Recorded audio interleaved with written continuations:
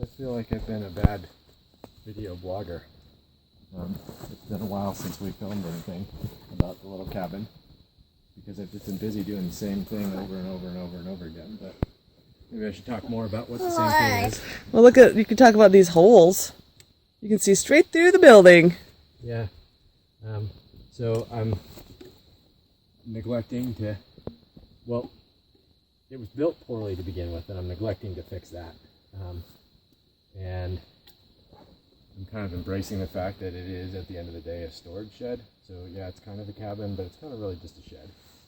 And like I said, it was built quickly. I think that it was never intended to be like a super duper permanent forever structure here. It was built as like a temporary shelter while the big house was getting worked on. So, I don't know. But it's amazing what permachink will do. Like, it's cool actually. I'm glad you got that shot because we'll go back, we'll permachink it. We'll permachink it and we'll stain it. And it's like, it'll look... Time out. Okay, hold on. I'll pick you up, honey. Ugh.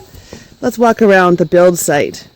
See what everything looks like. There's our north wall. North wall. You can see the log soap does a great job. Those stockades are 35 years old and those bottom sill logs are pretty much brand new.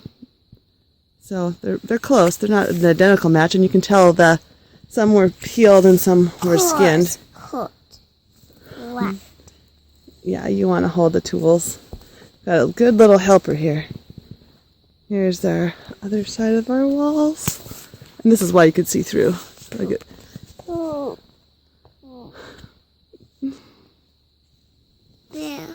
Bear poop? Yeah. I know there's bear poop right over there, isn't there? But yeah, so just this east wall is where we're going to build our shed off next year to store our tools and the snowmobile. So we're getting close. It's just that little bit, the east wall, the south wall left, and the floor. So looking good in there.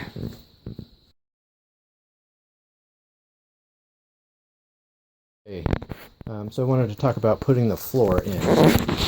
So I kind of cheated here, and I've got these 2x4s. So these are the only, store-bought items in the structure here. I guess unless you count the concrete, plywood, and roofing metal. So yeah, pretty much we're cheating all over the place. So I figured, what the hell. But basically what I did was just this floor is going to carry a ton of weight because we're going to put all our stuff in here, including all our canned goods for the summer, which is really snowfall to snowfall. So it's like 6 or 8 months, of haulable snow, or period between haulable snows that we're going to have to go. So it's going to be heavy. So anyway, it's pretty low tech. But what I do is just cut a notch. Oh, those are in there good. Never mind. Here, look at this one. So I just cut a notch in here. Zoop, zoop. I'm not really measuring how far I'm going down. I just kind of go to the fattest part of the log. And then I'll come in here and chisel that out, make a notch, get a corresponding notch on the other side. And then I'll take my new floor joist and cut it to length, put it in there, and then just kind of play with it to get it level. I'll show you guys that process. But yeah, pretty straightforward. So it's kind of tedious getting it level. The 2x4s are much easier. So honestly, there was like a big part of me that was thinking maybe I should just, instead of spending all this time doing this, that I should just head to the road and get some more 2x4s and call it a day. It's really having the flat on the top that's the easy part, that makes it easier. But whatever, I'm here. I got all this material, so I'm just going to do it. So yeah, just you can see super rough cut on the notches. Like I didn't even bother measuring how far back it goes. I think it matters. Hopefully, whatever.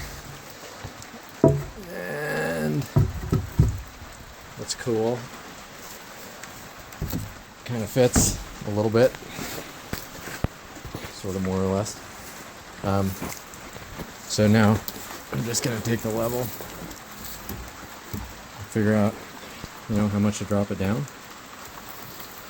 And I'll just cut that amount out of this gap. Boom. That should be close. Alright, so got it fitted in and a stand on it. Just gonna jump and get it settled in there before I level it and try to smooth it out. And you can hear it's like creaking. I'll probably put a shim in it because, you know, high quality. I'm just kidding. Okay, we're getting there. We're totally getting there. Got some floor joists in place.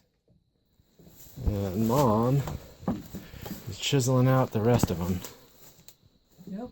So I just got this little this whole half is done, and this quarter is done. So it's just this one last quarter. I've been keeping this wall open on purpose because I got to run the chainsaws in here, and it's nice to have a little bit of airflow.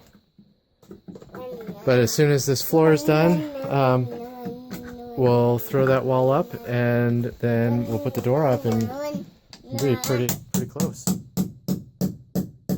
Thanks for your help, Kai. Best helper. We'll pull that off. Let's take a look.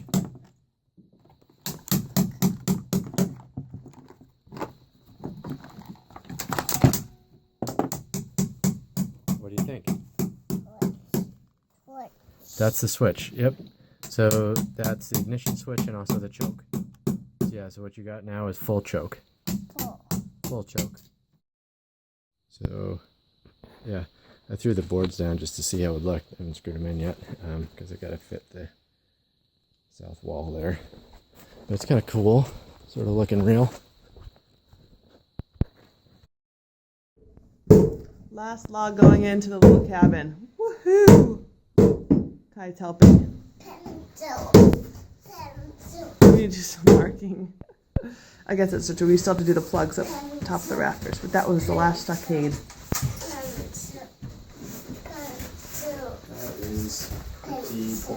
Well, I have my work cut out for me with the chinking. That's cool. Good insulation. Lifeline makes great products for perma chinking, and it's going to be awesome.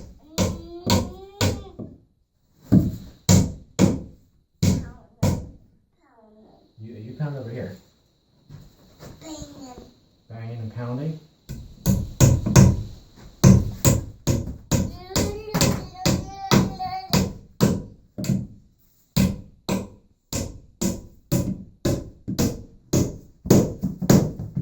Boom. Done.